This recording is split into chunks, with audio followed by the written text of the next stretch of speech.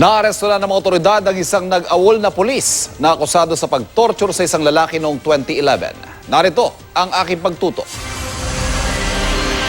Taong 2011 na mag-viral ang video na ito ng pang-torture ng isang pulis sa nakaubad na lalaking yan. Ang lalaki napapasigaw sa sakit sa tuwing binabatak ng pulis ang taling nakakabit sa kanyang ari. Nakilala ang pulis sa video na sinoy Chief Inspector Joselito Binayog, commander noon ng Asuncion PCP ng Manila Police District. Nakasuhan si Binayog kasama ang 7 iba pang pulis ng paglabag sa anti-torture law.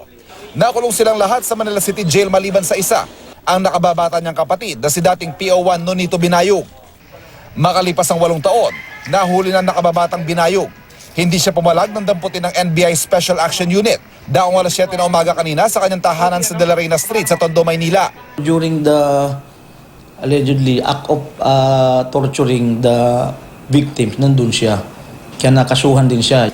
Simula na maglabas ang warrant ang korte laban kay Binayog, naging mailap umano ito tuluyan ang nag-awol bilang pulis. Pero kamakailan, mismong taong bayan na raw ang nagsuplong sa kanya sa NBI. Nainsulto yung mga tao. Alam nila na sangkot to sa isang very controversial crime. Tapos he's living normally sa neighborhood na yun.